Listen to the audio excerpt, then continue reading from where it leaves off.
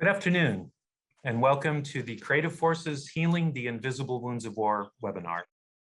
Today, we are going to explore some themes that are expressed in artwork that's expressed in our Creative Forces digital exhibit that can be found on our National Resource Center. The links to the exhibit can be found in the webinar invitation as well as the webinar registration form. We'll also be following up after the webinar and forwarding those links to everyone who attended. First of all, thank you all for joining us. We're delighted to have some folks with us today who have contributed to the exhibit. We have former military veteran patients and artists who've contributed, as well as a creative arts therapist, a clinician, a spouse of one of the artists, and a trauma research specialist. So let's get right to it. I'd like to introduce our guests.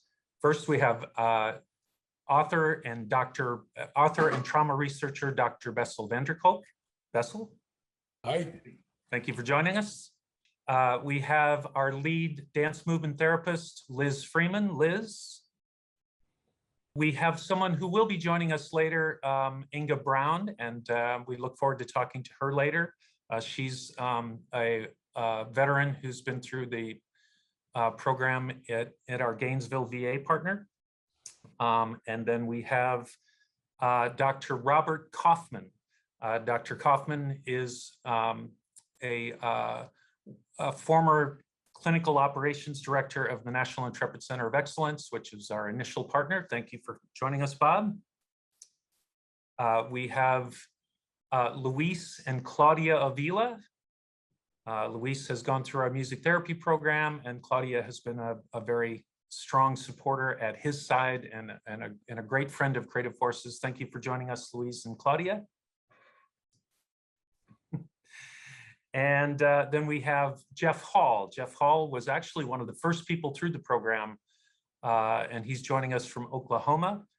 He's a former military folk, and he's now a ranch farmer in Oklahoma. Thank you for joining us, Jeff.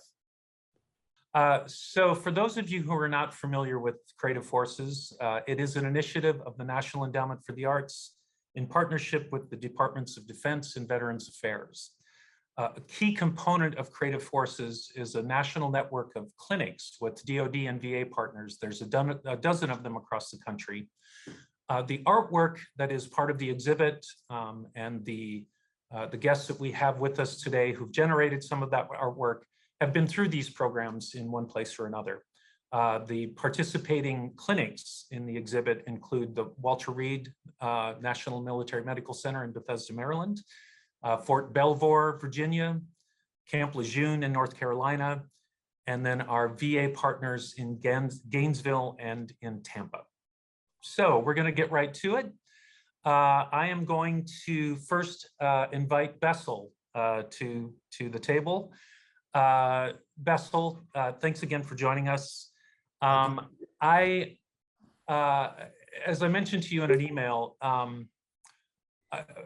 I recall something that you said in an initial kickoff research summit that that was hosted at the National Academies of Science back in 2017. And I was really taken by something you said then, and I'd love for you to talk a little bit more now about how trauma enters into a person's psyche and their body in a way that can really lead to a kind of a defense mechanism that can be hard to work through. And their own personal narrative has a big part to do with this. And that in your view back then, there was real promise in the role that the act of art making could play in helping to unlock imagination and creativity that could help address those issues. Would you mind talking a little bit more about that now? So, people oftentimes confuse trauma with stress. We all get stressed. When the stress is over, you sooner or later are back where you were before. A trauma is a horrendous experience. And so it's an oh my God type experience that leaves you with intense emotions and very little thinking. It's like a speechless terror that you experience. So your emotions and your sensations keep going on as if your life is still in danger, and you slowly start feeling like nothing makes sense, and you just feel helpless and enraged, and you don't really know what's going on except that everything feels terrible. And so you try to shut yourself down, a lot of drugs, a lot of alcohol, to just try to keep things under control. And your world becomes darker and darker and more shrunk as you try to control whatever these sensations are that you're having in your body. You feel disconnected from other people. And so the treatment is very much about uh, helping people to feel safe in their bodies. And a very important way in which you feel safe in your body is to feel connected with other people. And so moving with other people, making music with other people. Our Western Northern European, North American culture is rather unique in relying primarily on language to deal with trauma. In other parts of the world, there's a long tradition of dancing, moving, making music. Since time immemorial, people have tried to reestablish that synchrony and that connection with other people, very much what you do in basic training in the military, where you all come from different backgrounds and sometimes not very nice backgrounds, but you get a common sense of purpose, a sense of belonging through movement, action, uh, experiences, singing, marching. That's sort of our core way in which we feel connected with other people. And then once you get traumatized, you feel disconnected.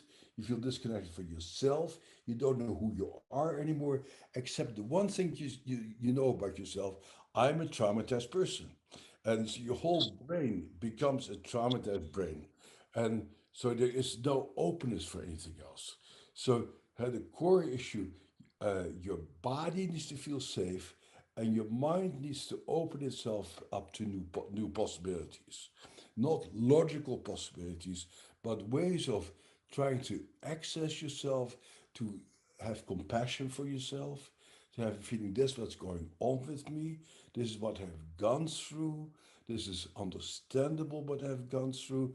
Look, anybody would have been horrified when they if they had seen or experienced what I've seen, and being able to express that opens up your imagination. Once your imagination dies, you have nowhere to go. Let's say it is hot right now in the Northwest, and the one thing that keeps you going is, oh, I remember when it was raining out there in Mount Rainier, and one day it will rain again, and I'll feel better. So our imagination allows us to project ourselves in the future. When you're traumatized, there isn't much of a future because there is so much stuff going on inside. And so opening up yourself and discovering things about yourself and finding new angles, new ways of understanding things through words or through language or through uh, pictures is a way of opening up yourself from this very constricted, very narrow world of trauma that people eventually end up in. Great, that's terrific. You've really touched on something that we're going to be sort of going through across the conversation today. We'll be organizing the conversation in a way that's very similar to an area of the online exhibit called the Pathway to Healing. And the Pathway to Healing, the way it's arranged, and it's sort of rooted in some research that we've done since we hosted the summit at the National Academies. And there's an early stage, a middle stage, and a late stage. And I think you've done a really great job of sort of showing how that constricted or early stage can then transcend on a path towards healing that involves being able to address those things, being able to connect with other people as you become more comfortable with these themes, and then ultimately, as we'll see at the end, creating platforms for hope and gratification and even post-traumatic growth. Right. Um, One thing is, when you have all these intense sensations and emotions, you feel so embarrassed about yourself. right. And so the shame is a huge issue. And then you hang out with a bunch of artists, say, let's just make a mask. Just come a little bit. And so you get away from that trying to not lose control into an atmosphere where things are allowed to happen, where you're free to be silly and to explore stuff that you ordinarily haven't been exposed to. Absolutely, and we're going to be touching on some of those themes in just a minute. The clinic, the community idea, and how we can create safe spaces, both in your conversation with the clinic, but also being mindful of how this sense of safety and community and connection can be something that extends beyond the conversation with your clinician. If we're thinking about what role does the community have to play, and I know from my work here at the National Endowment for the Arts that there's so much interest in, from the community standpoint, from arts providers, and being able to more effectively reach out and provide these safe spaces. And we're going to be looking at ways to help support those kinds of activities in the future. But thank you so much for, oh, go ahead. Clinicians are not necessarily at the top of the heap. Clinicians think that they have the wisdom. Maybe your yoga teacher, your karate instructor, or your choral singing person might actually be more helpful than your therapist. Yeah, or your best friend. Yeah. Might have some, just might be just the medicine you're looking for at certain times. Well, thanks for kicking us off, Bessel. So just a quick note to everyone in the audience. Dr. Sarah Cass has joined us as well. Dr. Cass is a retired Navy captain, and she is the military medical advisor who oversees all of our clinical programs, and she's saying hello from her lake house in the Finger Lakes. Thanks for taking some time out. Sarah is going to be mostly behind the scenes monitoring the questions coming in from the audience.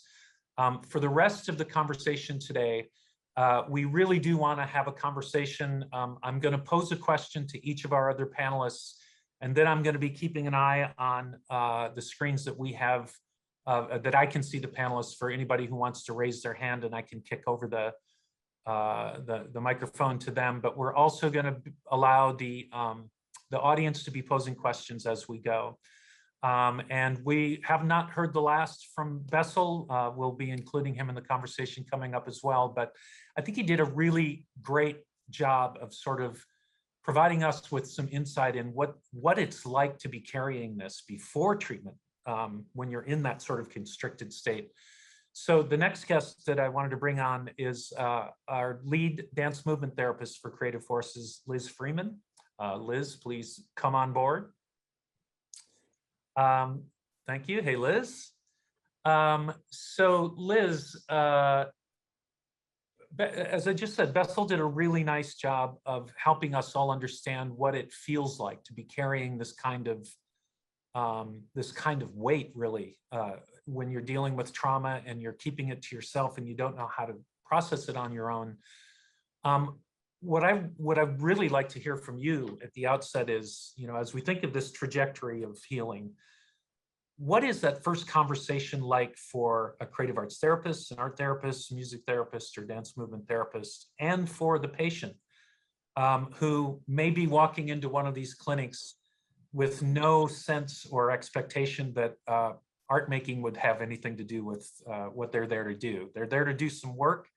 I certainly have experienced and seen that people come into these buildings really wanting to get better for the sake of their ability to serve more effectively, for their sake to be able to be a more effective father or spouse or wife. So tell us a little bit about how you guys approach that first conversation and how you introduce the idea. Well, so a place where we often start is just, this is challenge choice. There is no expectation that this is going to solve all of your problems. So really providing that opportunity for patients to feel like they're coming to it on their own, because often that's what trauma has taken away, right? That volition, that self-efficacy. So that is really important at the outset.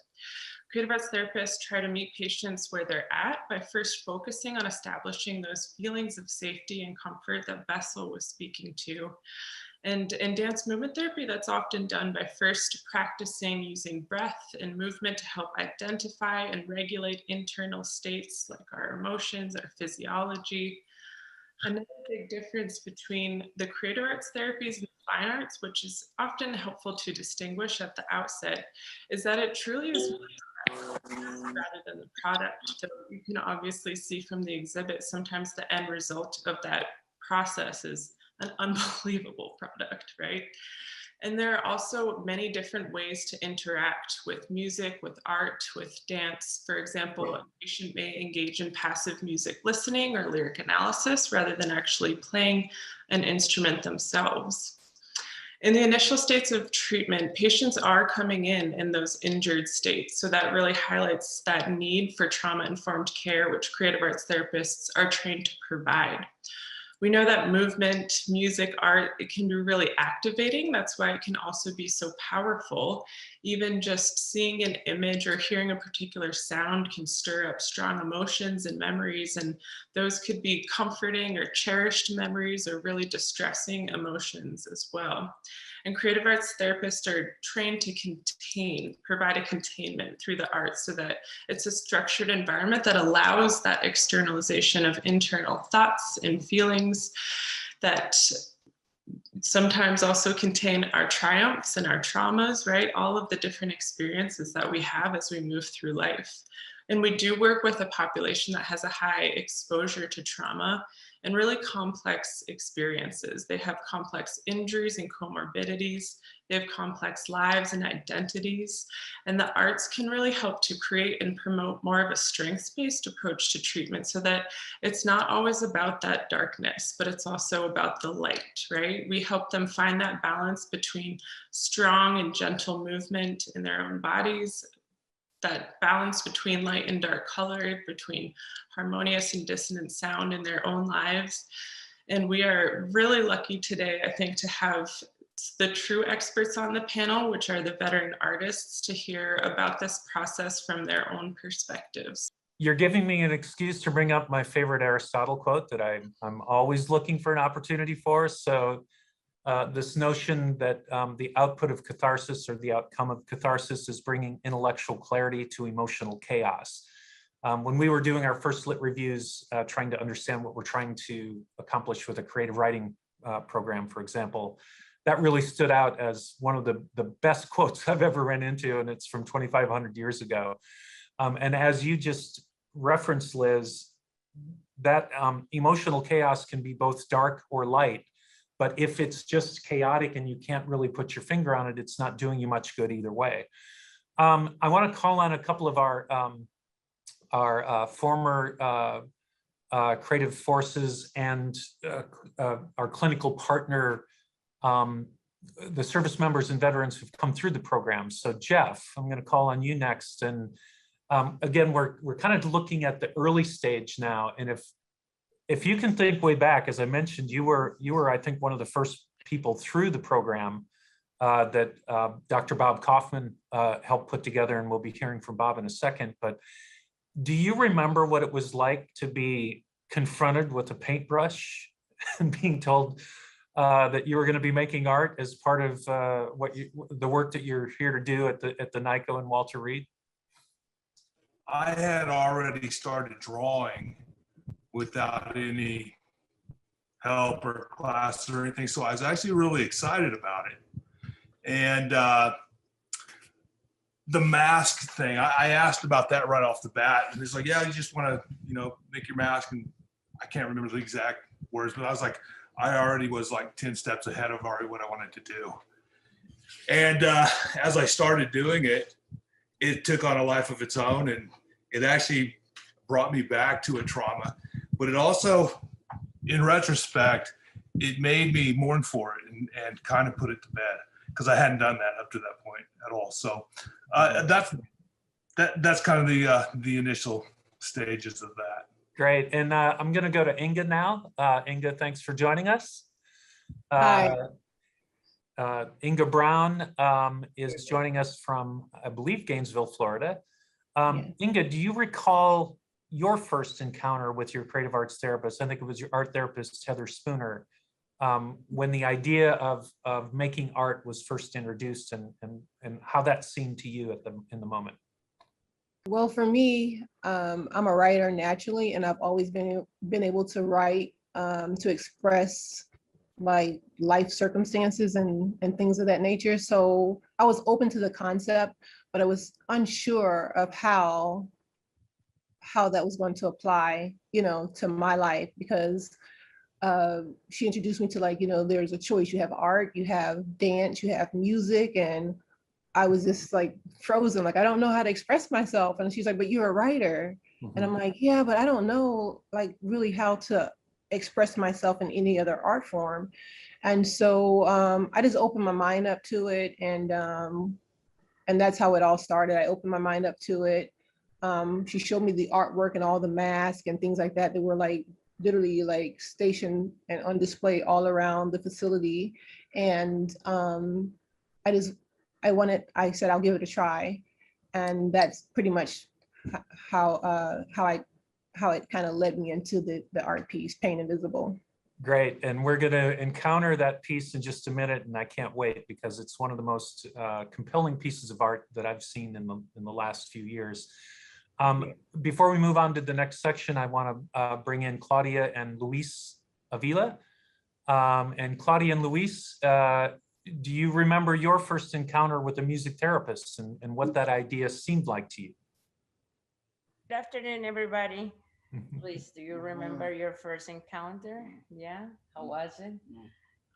So I think one of the things that we loved the most, it was the personal touch of the music therapist, in order not to be just judgmental, but just to see him as a human.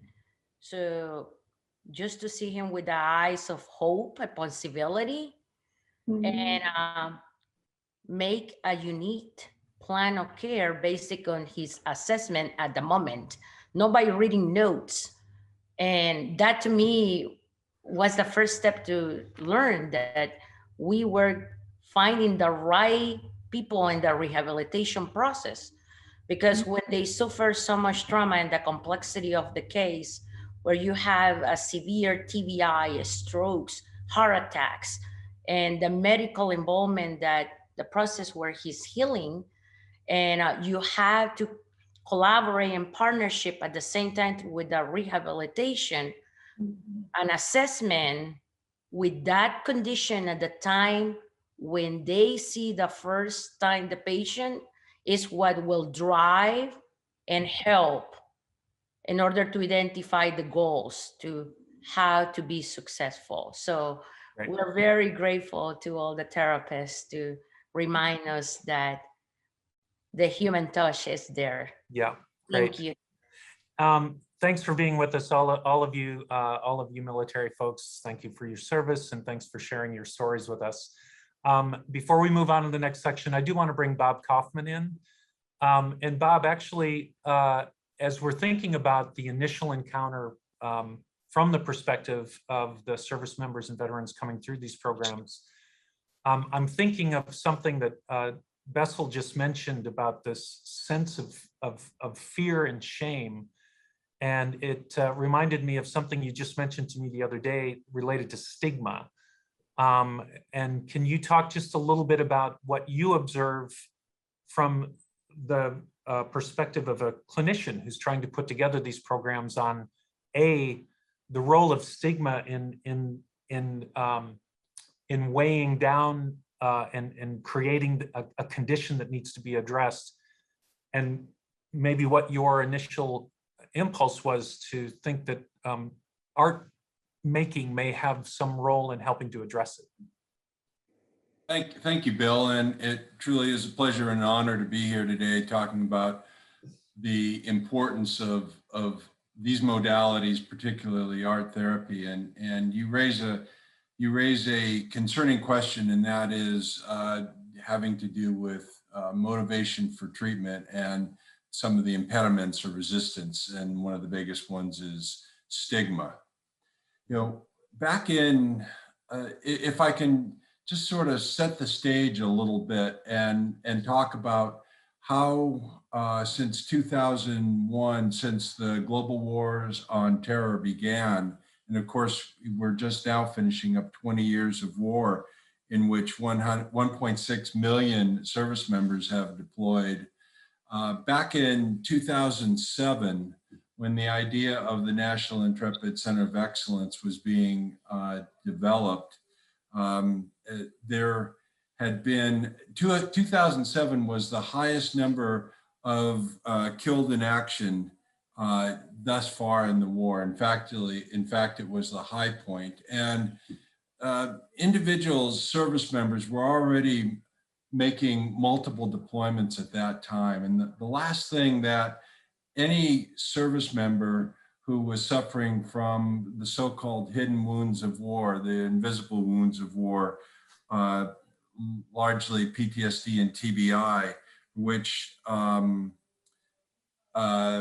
Corporation characterized at least a quarter of those 1.6 million individuals suffering from these hidden wounds of war. The last thing these individuals wanted to do was identify themselves as having problems and being pulled out of the fight and not being able to be allowed to go back down range and take care of their buddies and help and fight what was thought to be thought to be sort of the high point of the war, when in fact the years waged on, and that really unfortunately created a tremendous amount of both survivor guilt in the sense of individuals who actually were not wounded, or if they were, their wounds were hidden, which is what we're talking about, or else were not felt that they were not able to return to the fight. So stigma is something that we battled all along, and I know we're going to talk about the creation of NICO. In fact, we're even going to show one service member's journey, a film and his mask, and I'd like to highlight some of the ways in which stigma was overcome with this particular service member in the production of his mask. Excellent. We look forward to that, and we'll get to it in just a little bit. Next, what I want to do now is introduce a video from the exhibit. This is a short video. Now that we've spent a little time thinking about what the early stages of treatment and what the early stages of the condition for folks who are trying to process trauma related to these invisible wounds, as Dr. Koffman just said. Now we're thinking more into the middle stage, and this is a short film. We have a number of these in the exhibit. These are interviews with Inga and with other people who've come through the program. And in this segment, they're talking about how once, these themes are really more about once you start to identify and understand what these themes are, how just that knowledge is then helping communication, helping social connection. So the middle stage has to do with improving communication and building social connection. While you're in that position of creating art, creating music, you start to have a personal relationship with somebody. And my therapist was able to talk about my family, which was therapy in itself, was to reinvent myself with my family, to reintroduce myself to my family, and she helped with that. My twin sister, identical twin sister, Erica, had no idea that I did poetry. No idea. Until 2000. So what happens is, for me, it's very therapeutic. I write and I shut the book. It was mine. It's just for me. And one day I wrote a poem and I decided to share it with her, and she was crying and she was just like, when did you start doing that? I'm like, girl, I've been doing this. My son serves now and he's deployed to Afghanistan and patrolled the same areas of Afghanistan that I did some years prior. One of the things the military taught me in service was you have to maximize the time that you have with your loved ones. So that's what we do. Art allowed me to reconnect with that. It really did allow me to be vulnerable with them and communicate with them. So we have a lot of fun. We have a lot of rough fun. Great. Again, that video is from our online exhibit, Creative Forces Healing the Invisible Wounds of War, along with Inga Brown, who's one of our guests today. That also featured Michael Rodriguez and Michael Schneider. And as you can see, they're all just extraordinary human beings, and I'm privileged to have met them through this initiative. Inga, I actually want to bring you back and talk a little bit about something that you said in the video interviews. It wasn't just displayed there, but something that really struck me that I'd love for you to talk a little bit about, which is, it's almost like the way that you were approaching art making was a little bit above and beyond what I often see and like, where people are really just thinking about their own ability to understand themes. And I think that's a very important part of what happens in a lot of these rooms. But you also talked about, almost as a provocateur, I'm creating this in order to hit sensitivities, to identify the kinds of things that might be difficult for us to talk about with each other, and then a conversation starts. Can you talk a little bit about your work, Pain Invisible, and what you were thinking there in terms of starting a conversation that might be something that we should be having, but that we're not having, or it might be difficult to have? Of course, Bill. So I feel like mental health is a big issue, not only for active duty members and those that have served, but also for the greater community, people who support us, you know. And so a lot of times it's labeled as honestly, I felt like it was a weakness. If I'm depressed and I had anxiety, I'm like, oh, that's a weak mentality. Like, that's not me. I can't deal with that. So what I decided to do was like provoke the mind, or to do this piece and make it a conversation piece, like, you know, like to capture people's eye or their attention and get them to talking, and to see how people would relate, how they would relate to it. And so that was my intent initially from the very beginning. Okay, I'm gonna do this piece, I'm gonna let this out of me, you know, I'm gonna let go, I'm gonna heal. I know it's profitable, I know it's something that can help me, but I wanted to do more. I wanted it to be something that can help other people. And however that help would be, like what Pain Invisible, what the piece means to me, can be interpreted completely different to someone else. Great, we're gonna have a little look at the piece right now. As you can see, actually, Inga, why don't you explain what we're seeing now? So the pink camouflage is me. I cast my whole entire upper part of my body. The pink represents the feminine strength of the military.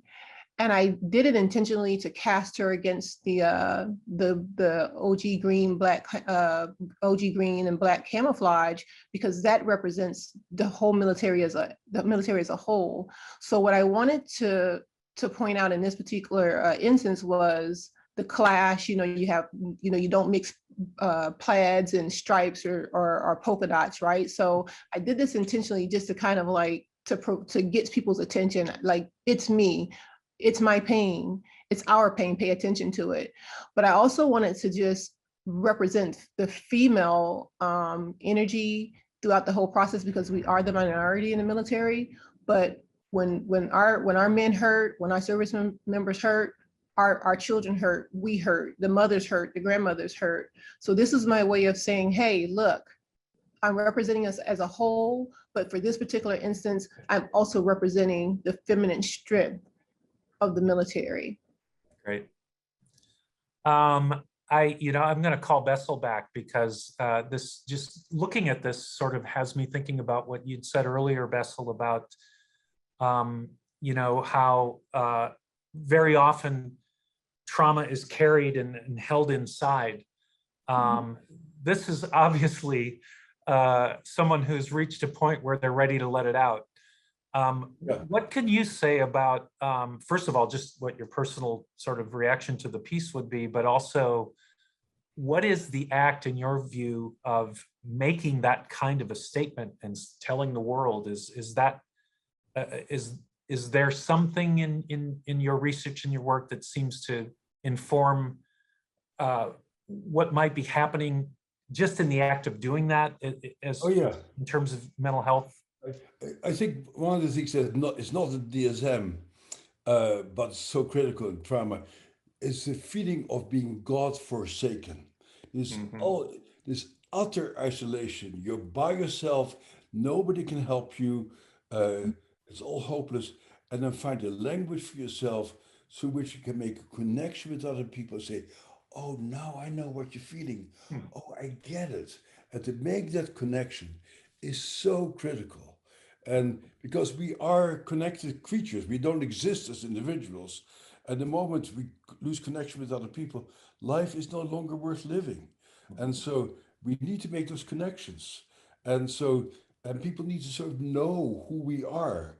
And so if you can find any way in language or in pictures, like, this is who I am, and people go, "Oh, I get you. Oh, I find you interesting. I find you worthwhile. I like this. This enhances my understanding of the world." And that connection is what it's all about. Right. Another piece that really strikes me is what we always leave out of the trauma story is the loss of pleasure. And we always focus on what's wrong with people, but one of the main things that's wrong is you don't feel a sense of pleasure and feeling alive. And so being able to make a piece of art makes you feel alive. Say, "This is who I am. This is what I have to show." It's very important. Yeah, I'd like to bring Luis and Claudia back, because I've known you guys for quite a while now, and I think part of what for me feels what I get such a kick out of, or it's not the best way to say it. What I'm so inspired by is not only Luis's willingness, but eagerness to show what he's been able to accomplish in terms of getting his speech back. And I think we might get a little taste of that later today. But Luis or Claudia, if you could just speak for a second on what you feel is motivating Luis to want to perform. He's sang duets with Renee Fleming. He is a very in-demand performer for retirement ceremonies. And I guess I'd just be interested to know, why do you want to do that? Why do you want to perform for people? Is primary inspiring me to do the better and better, doing every day, because I want to improve in every aspect of my recovery.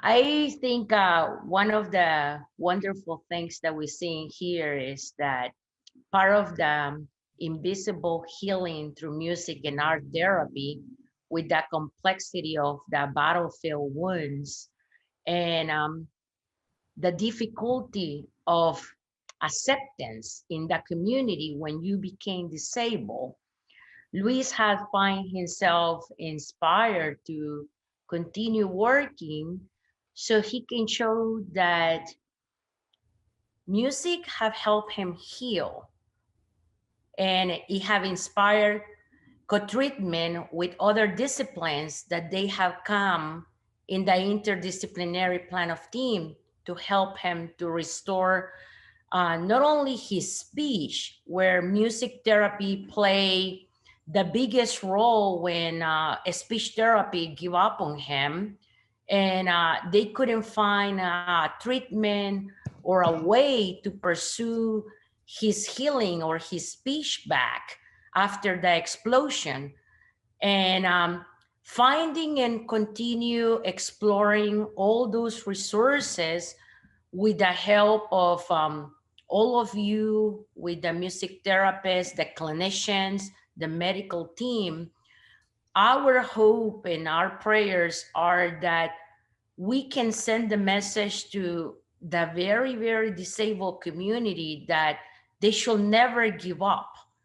And the prognosis can be black for the medical team, but if you pursue, and Luis is a full testament of hard work, collaboration, partnership, great music therapists, clinicians, PT, OT, in every practice where he has excelled. And I say excel because he was pronounced dead 3 times. He was in a long coma for 40 days. He could not speak, see, and eat for almost 4 years. And he had no hope to ever do what he does today. And we are forever grateful for all of you to never give up on him.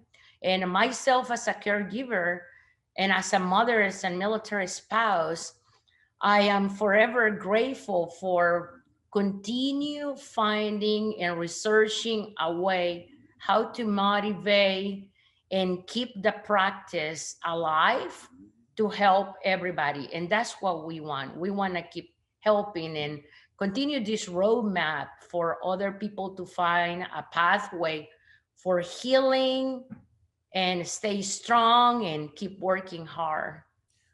You raised something that I just want to echo because it's something Bob and I talked about before the webinar today, and it's something that I know Liz sees often, and it's something Jeff mentioned on our call the other day. I think what I've seen and I'm so inspired by with service members and veterans who are willing to have this conversation and show their art, even if it reveals something, maybe that you would think could be uncomfortable.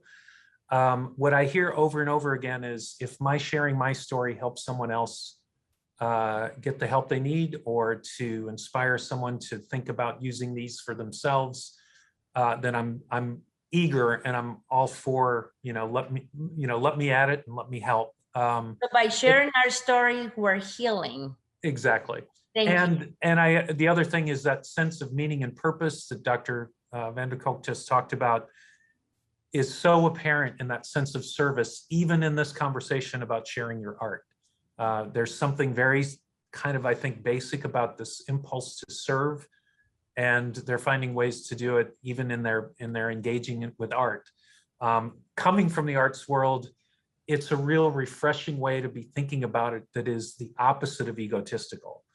And I just want to now take a quick question from the audience. Again, Dr. Sarah Cass is sending us some questions, and I'm going to send this one your way, Liz.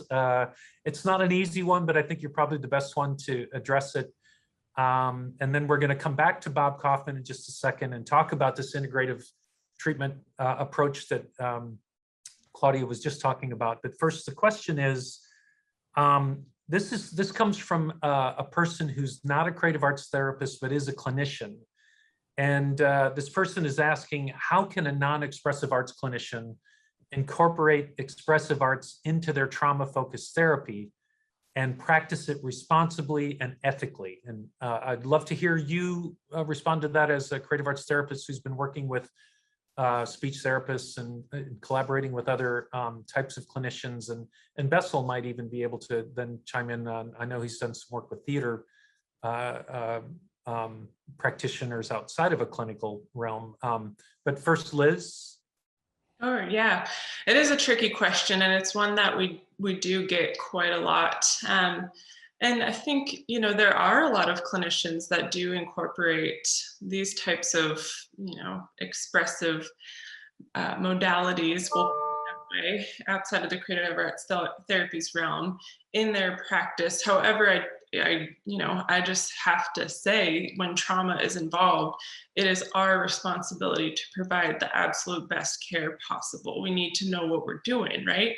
Mm-hmm. So that being said, there are often opportunities for co-treats. That's a beautiful way. As you were just mentioning, sometimes we work with speech language pathology or other areas to get the benefits of multiple realms of clinical practice. You can also go get trained yourself, right? There's a reason why you can't get a social work degree in 2 weeks. And for those same reasons, you know, we're talking about how activating this creative process, this opening up can be for traumatized patients. It's just, it is important to understand what you're doing and how to contain that appropriately. So, Yep. And Bessel may have other thoughts. Yeah, and Bessel, maybe I'll just Well- I'll tweak the question a little bit, because we've been working with some clinic to community partnerships, and there can be a level of certainly an interest in wanting to get involved, but also some trepidation, especially when you're dealing with people who've been traumatized. Is there anything that you might provide as what is a safe way to enter into that conversation? Obviously, you know, I'm a theater maker in my background, and I know I don't want to go and get to the heart of your drama necessarily and try to trigger that in a way that I'm not equipped to respond to. Is there any thoughts from your perspective on how you enter those conversations safely? When we go to school, we learn certain things, way of doing things, and that makes you feel comfortable. So talking and investigating people's internal lives is what we learn in school. Mhm. And then you don't learn about movement, and you don't learn about the body, and you don't learn about painting. Right. And the way to do it is mainly to go to workshops to do it. So I'm thinking about my friend Kathy Melchiodi, who I think is listening somewhere, who wrote books about expressive therapies. She does workshops all over the place. Very helpful, and I would say imperative for all clinicians to not stop where their education ended when they got that little degree, which I always say that helps us to malpractice, and then start learning about what really helps our patients. And by doing so, you have to go through the experience yourself. I'm not a young kid anymore. I just came back from a week-long workshop for me to learn some new stuff. And so it's a continuously evolving thing. And Mhm. so go to a music camp, go to an art therapy camp, spend some time in Esalen, place like that, to really learn how to do it so that you feel comfortable with your doing it, and then you can help your patients with it. Great. Excellent. We're gonna hear from Bob Koffman in just a second on how this whole integrative approach with creative arts therapies at the core of a larger multimodal team was developed in the first place. But before we do that, if you wouldn't mind, Inga, I think you had indicated that you wouldn't mind sharing a poem that you wrote that led to Pain Invisible being then created. If you're willing, we'd love to hear it. Guys, it's called Pain Invisible. It starts off, you know, it hurts, no lie, even when I try to dull the numbing sharpness. You see, I pretend not to bend, but rescind the brutality of its nature.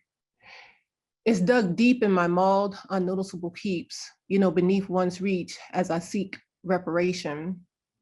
Mangled in grief and hesitation, and lays so much bitter agitation. The irritation and aggravation of it all when others can't see the level of pure discomfort. My invisible pain looks them dead smack in the eye, and we despise their mockery as I pretend not to bend, but rescind the brutality of my pain's nature. Oh, that's beautiful. Thank you so much.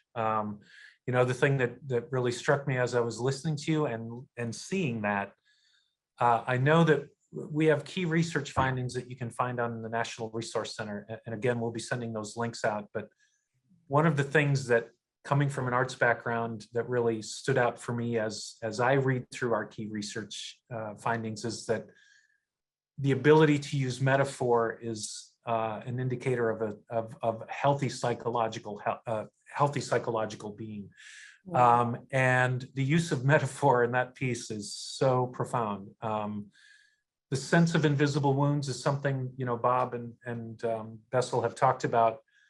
You've added layer upon layer of this idea of not being seen, not just in terms of the trauma of war and traumatic brain injury, et cetera, but also being a person of color and a woman in the military, and how that's often not seen and recognized and the issues that need to be communicated in a way that you've done so beautifully. So thank you so much. Okay, we're going to move now to Bob Koffman, and before we get into conversation with Bob, he forwarded a video that dates back to the very beginning of our relationship and our collaboration between what first was the National Endowment for the Arts and Walter Reed. This was a video that helped me understand what it is we're trying to do and what could be achieved. It's a former patient of Bob's, and we're going to hear from him directly, kind of putting his finger on what gets unlocked in this sort of Zen, almost flow kind of state that you enter into as you're making a mask. Did any stand out to you, or any of your favorites? Art, by far. What did you do in art therapy? Made a mask. And how did that affect your treatment?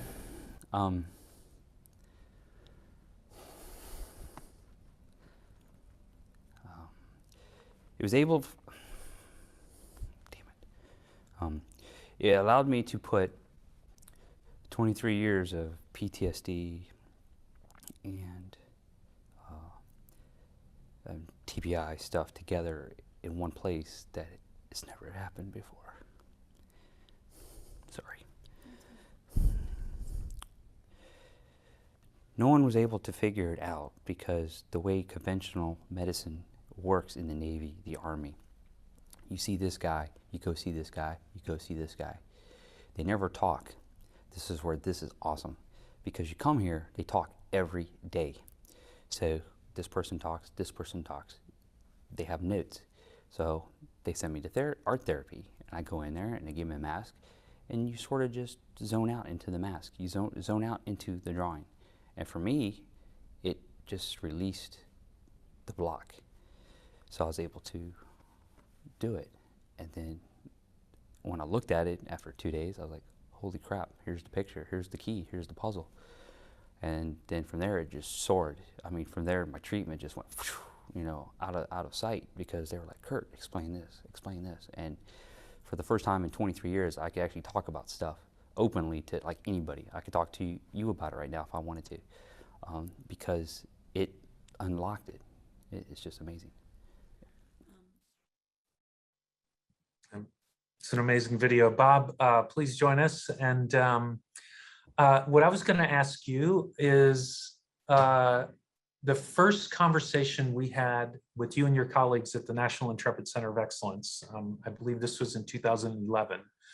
I remember having, just walking out of there so blown away by the amount of forward thinking that was taking place among you and your colleagues to, as you said, to understand what we could be doing above and beyond the tools that we have in our medical briefcase already.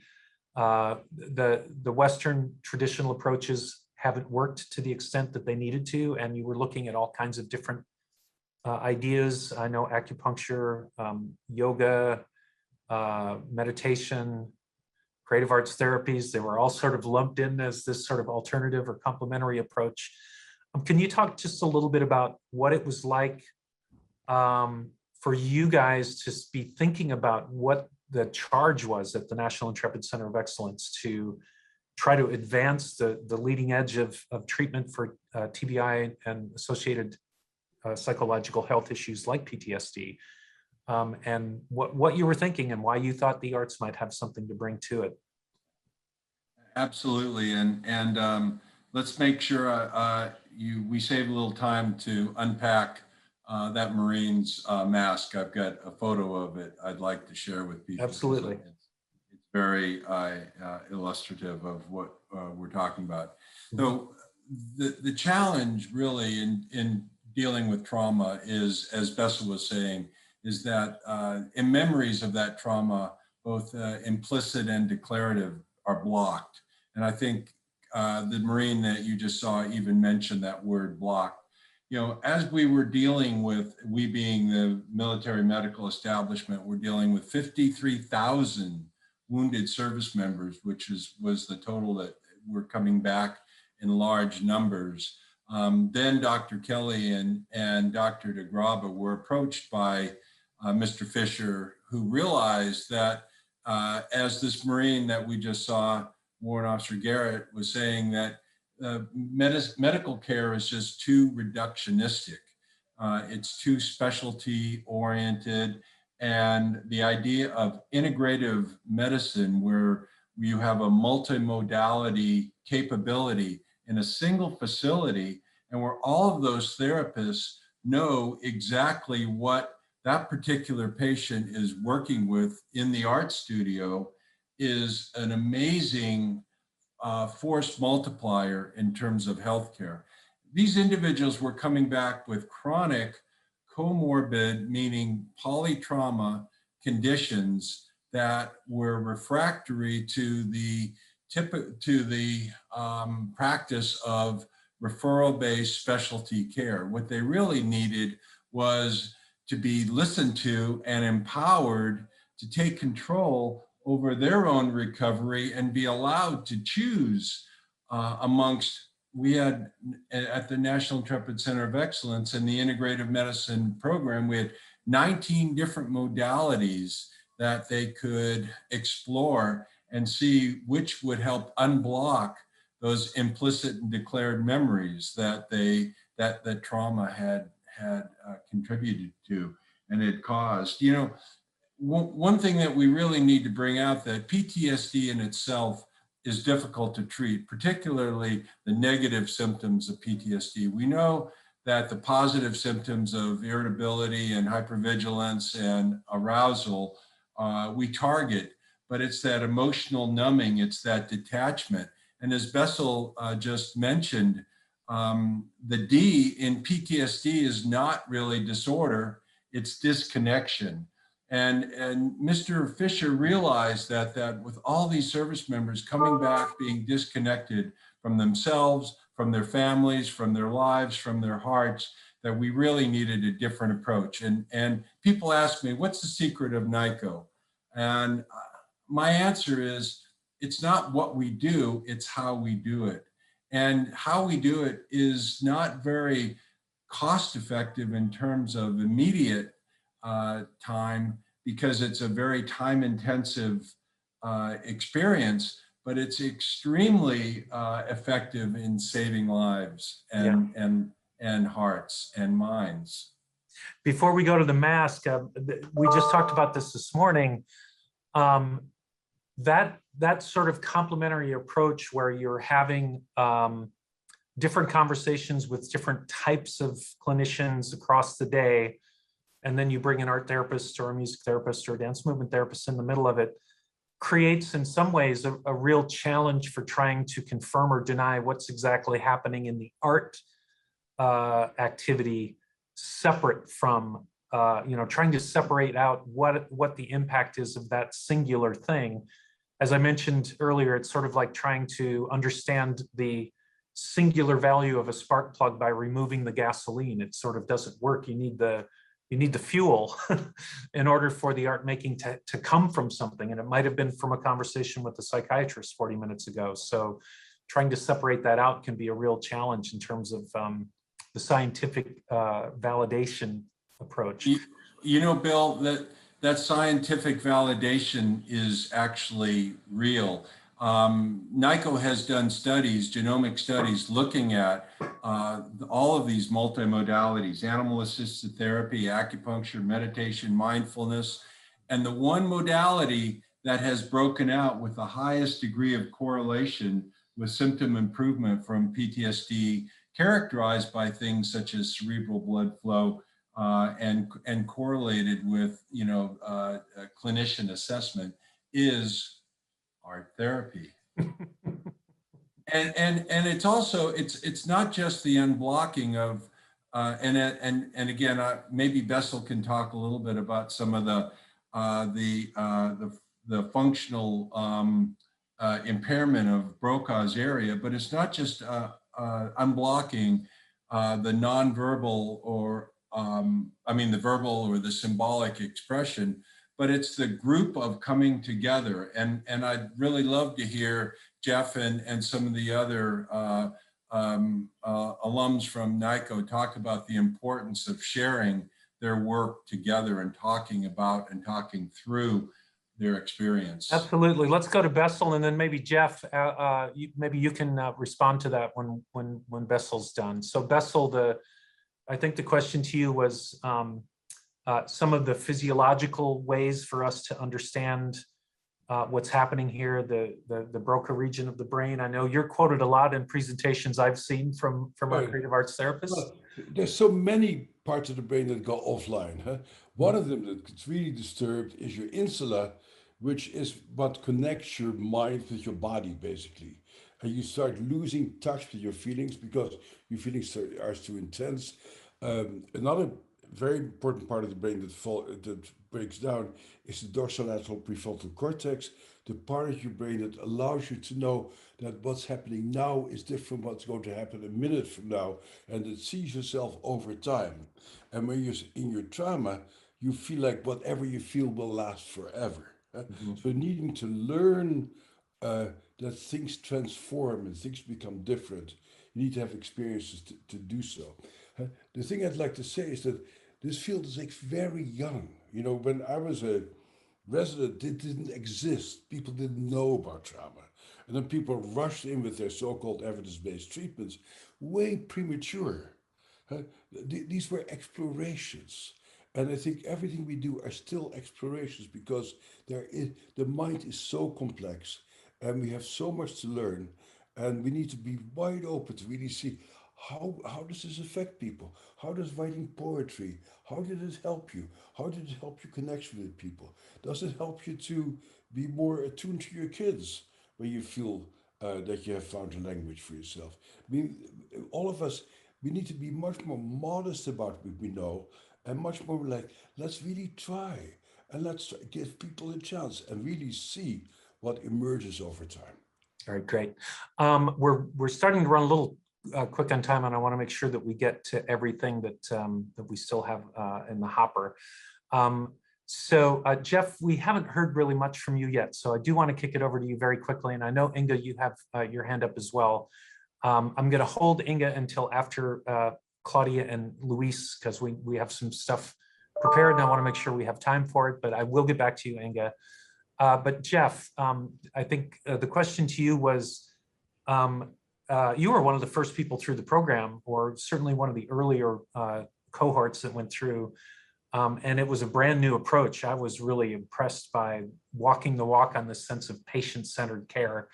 But the idea of sharing what you were able to create and make sense of in an art room in a conversation with one of your other clinicians, I believe is what Bob was interested in hearing from you. Yeah,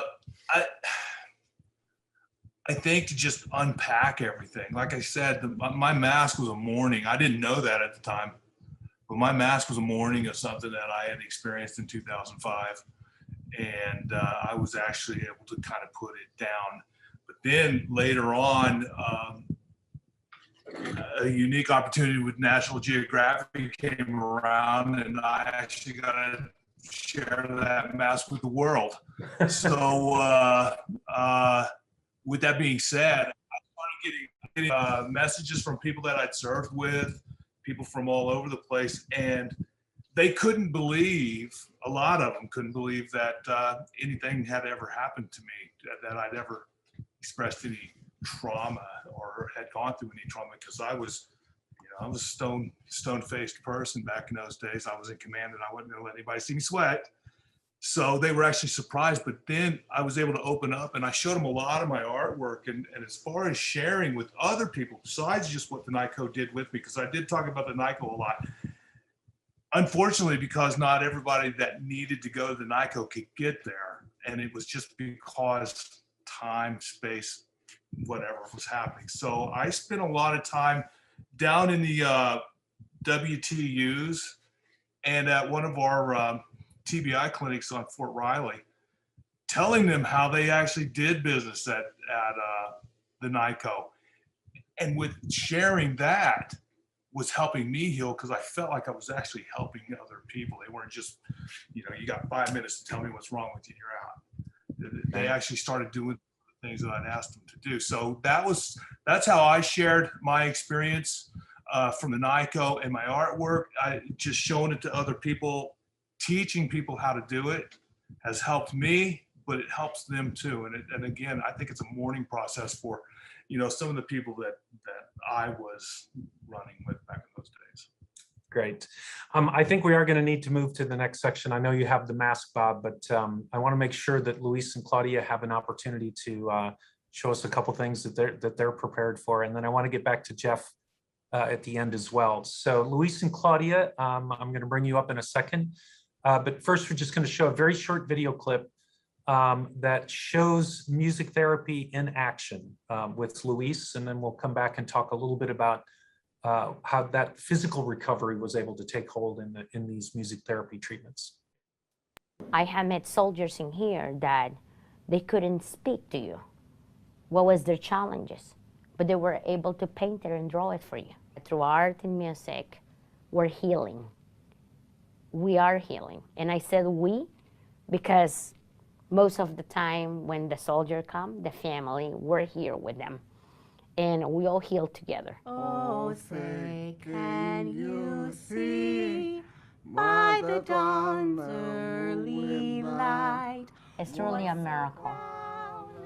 I think without what all our team have done for Luis couldn't have in my family the quality of life we have.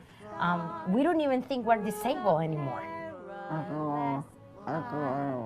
You can go anywhere, and we don't see the disability, we only see the possibility. Streaming, and the rockets regular, the bombs bursting in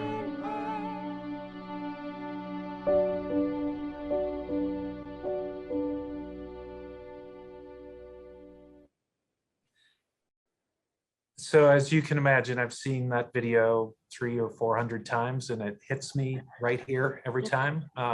It's such a privilege to be able to come in contact and meet people like Jeff, like Inga, and like Claudia and Luis. So thanks again for sharing your stories with us today. The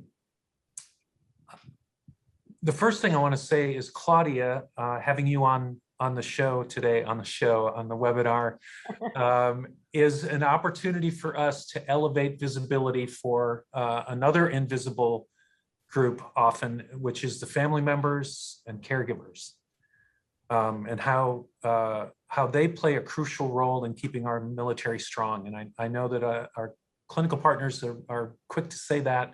We're working on a family program to try to extend out the kind of support that we're giving so that families are included. So thank you for your service as well, Claudia. The question that we wanted to talk about with you guys is, we've talked a lot about the sort of metaphysical or existential types of issues, and the imagination that is very brain focused in terms of the role that art has to do with meaning making and positive reframing, et cetera. But this, I think, is a great example in the work that Rebecca Vaudrey, our lead music therapist, and Luis have been working on, and then subsequently with Nate McLaughlin, who's also working with the captain now. This is an opportunity to think about how music therapy can also have a very physical rehabilitatory role, and particularly for Luis to be able to gain back his speech. So can you talk a little bit about how that works in terms of what the role of music therapy has played for Luis, just in his physical recovery, and anything else you want to say about what the impacts have been for him? Thank you. I think there are a lot of components that have played in Luis' recovery because of the complexity after his 5th deployment, that he got catastrophic wounded. And music therapy, in the modality that they use in the plan of care, it was the first one to teach Luis again to regain his breathing. So Rebecca worked for hours and hours and days until Luis was able to regain his breathing, and he was capable to do the breathing exercises and use all the breathing techniques, because through breathing, he was capable to reduce the pain and the spasticity that he has because of the severe traumatic brain injury that he suffered. So that was able to not only impact it in our daily routine, in order to, those are the exercise that he still do daily basic as he wake up in order for him to have a good day. So at the same model that he was using all his breathing techniques, he was capable to do a better enunciation, articulation. The non-familiar listeners were capable at least to start to receive the sounds that he was not capable, cognitivity, to put the word together, and he was capable to think better. So as many maybe of you are familiar of the severe TBI, when the spasticity kick, there is not a way for the patient sometimes to control those emotions and control those sense that the brain is sending everywhere in his body. However, music therapy had the tempo and had the support where he needed in order for him to be able to not only to develop what he has as a plan of care that he used in the interaction in a daily basis, to supporting his speaking through a lot of patterns, and the order to build his diaphragmatic breathing, through all these exercises, and able to promote and be able to say something, but at the same time, all the overall in order to control fluency, tempo, the introduction of the words, and especially, the breathing portion where not only his medical impact as his blood pressure, his heart rate, we were able to witness poetry between him and doing PT therapy, whereby having music, it reduced his pain and it reduced his spasticity, and he was capable to move better and actually perform better. That where we see now as a holistic approach, where he had been using to use, all these in a daily basic. I think one of the greatest thing in here is that by the inclusion of the families and the collaboration is that the therapists became our educators.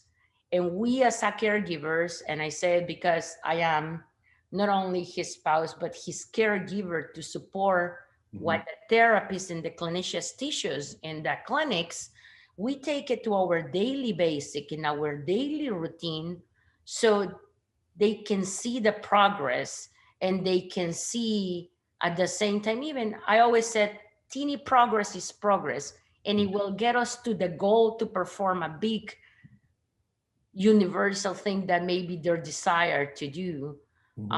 But I think for us, music therapy not only became therapeutic, but became one of the best healing outlets to do a statement of Luis that music, it's more than a regular therapy, but in the same steps that they use in the plan of care, impact the quality of life and the movement and the speech and mentally, emotional, in order for them to still feel part of the community and wanted to do more for their service members and their families. So I want to get to that right now. The exhibit includes a piece, a song written by Luis and sung by Luis and accompanied by Rebecca Vadre, the music therapist he's been working with. I want to talk about that just a little bit, and then I think Luis wants to perform, which we're all looking forward to. I was really taken by the poem and the lyrics. First of all, the performance too. I mean, I'm a musician, I have a musical background, and Luis, you're a musician as well. Your timing and meter was top notch. I also, above and beyond the physical, as you just said, Claudia, there's also this emotional sense that he's been able to connect with and express. And this poem is beautiful. I told you the other day, Luis, I've worked with some really phenomenal Tony Award winning, Emmy Award winning, Oscar Award winning people. And when I read your poem, the first thing I said was, this guy's an artist. One of the first lines, though, that I got a kick out of was, this is a poem that you wrote to your family. And one of the first things you say is, I want you to behave. And that's something you've told me many times, which I needed to be told. So I appreciated seeing that again. But then you went on, and it's a short poem, but it is so direct and from the heart about what family means to you and how you get strength from one another. Can you talk, Luis, just a little bit about why you wanted to write that poem? What were you thinking that you felt like you needed to express, and what did you accomplish by writing the poem? I was thinking about all the love I receive from my family. That's awesome. Which is about, you can read and really think very hard about the lessons in a book by Bessel van der Kolk. And I think you end up with the same lesson, sense of connection and sense of love that you can create and understand and recognize and be nourished by. So thank you so much. I think you wanted to sing a short song. We don't have much time, but we'd love to hear a brief rendition from Luis if he's prepared something. Okay.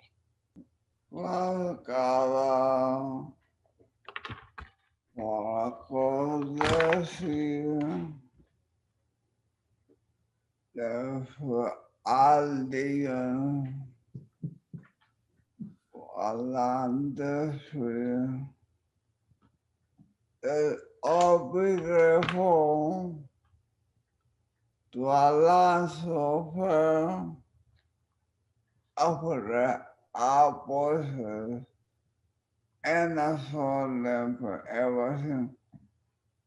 God bless America, land that I love, that beside her and guide her with the life for both.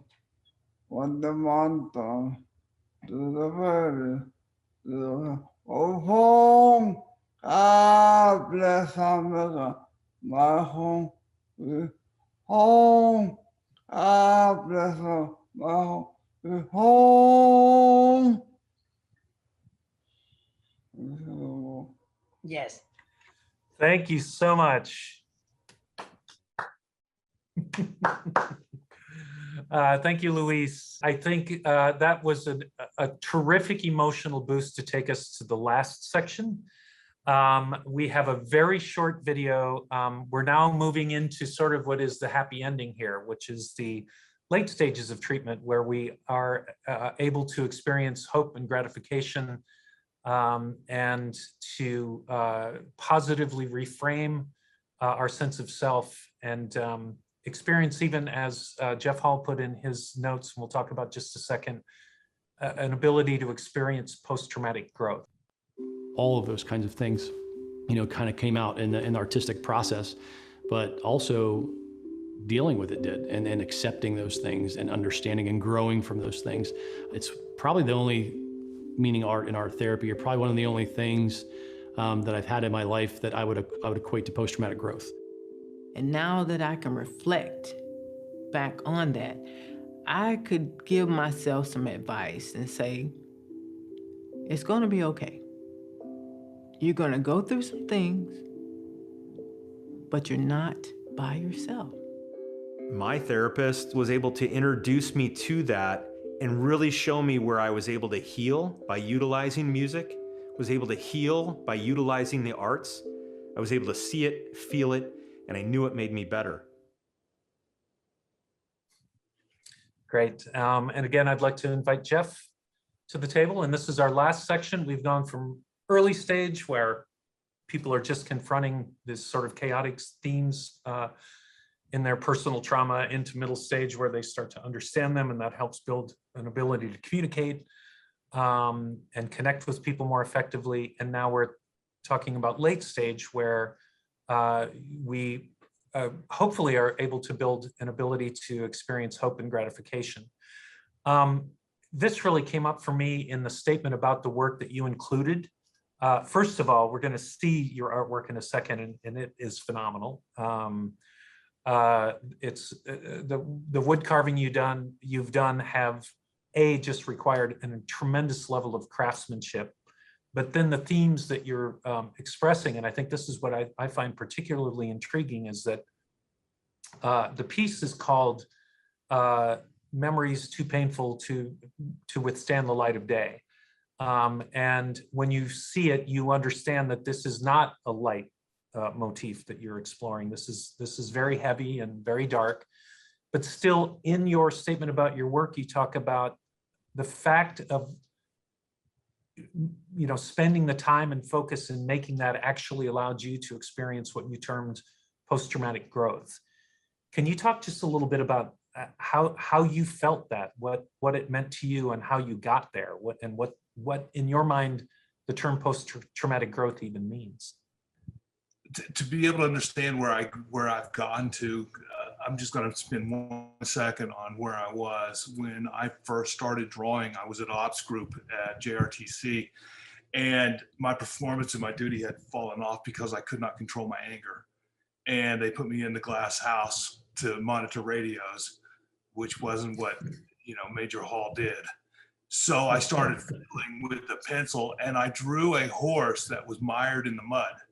And it basically came from a saying that one of my friends in Alaska told me years ago. He said, "They will always beat the horse that pulls the hardest."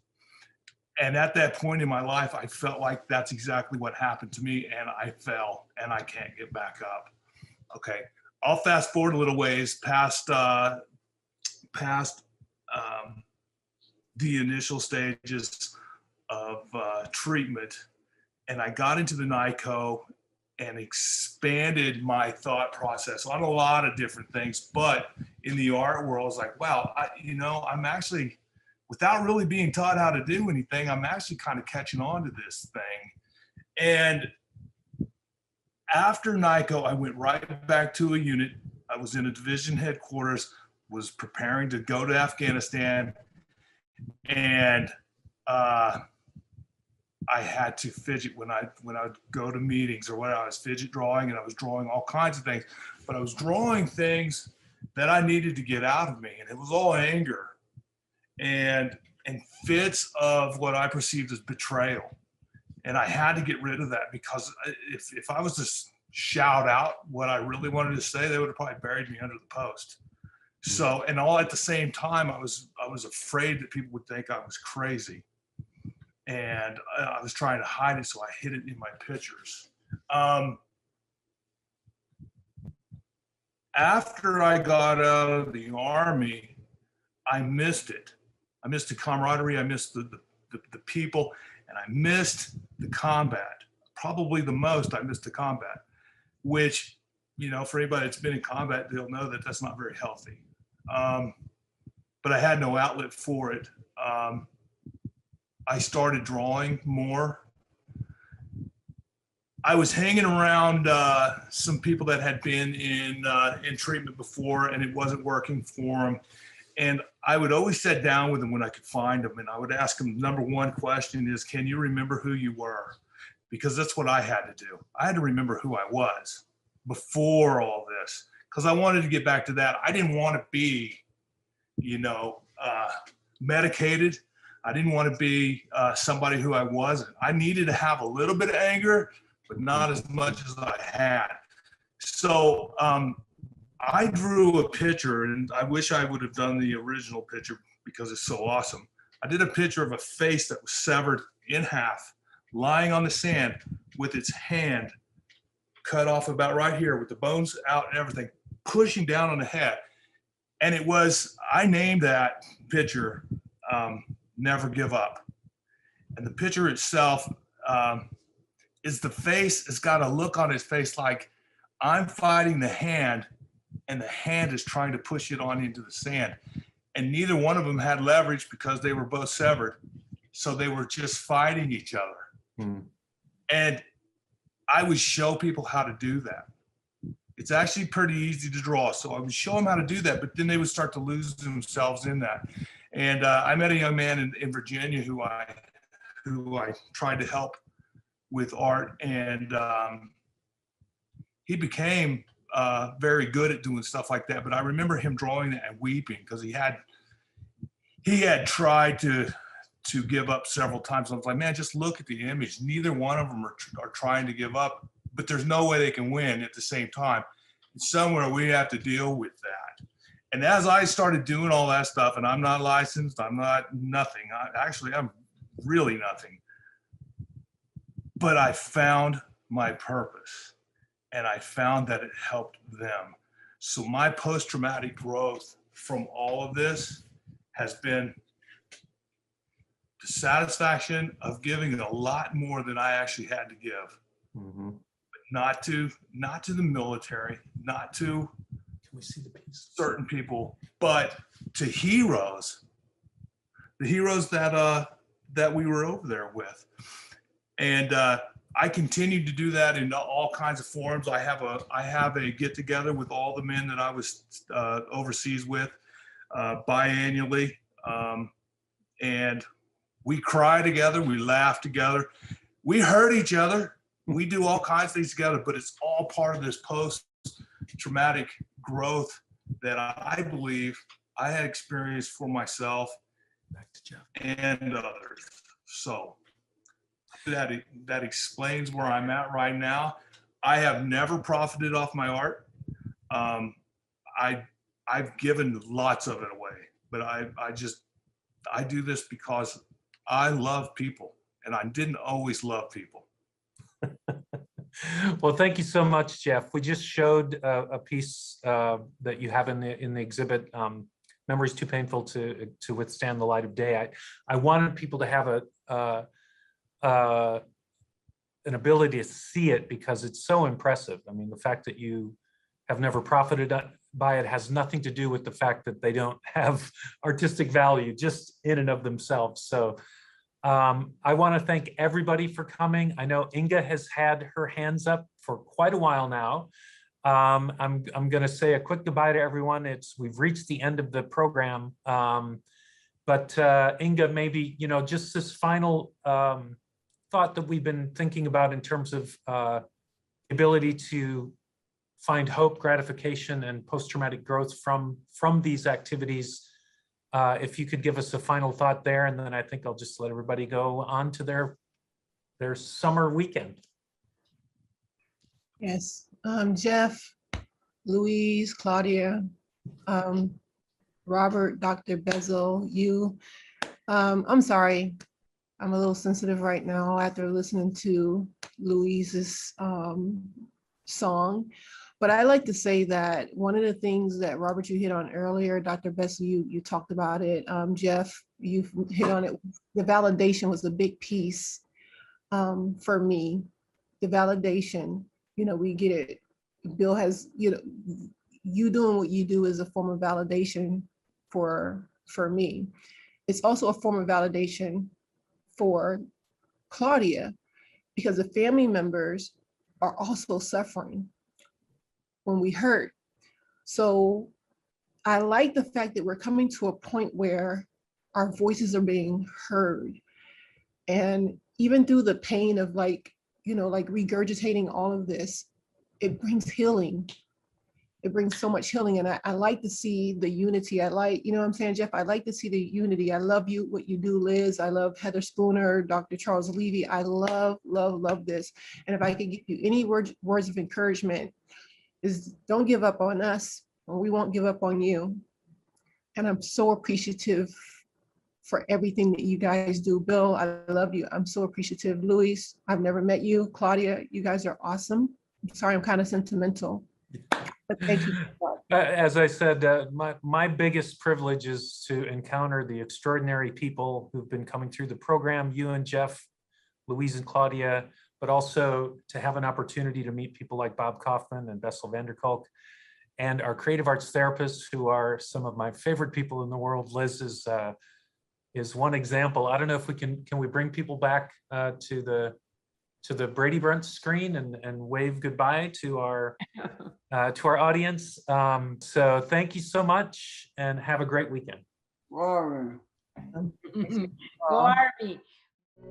For more information, refer to the National Resource Center at creativeforcesnrc.arts.gov.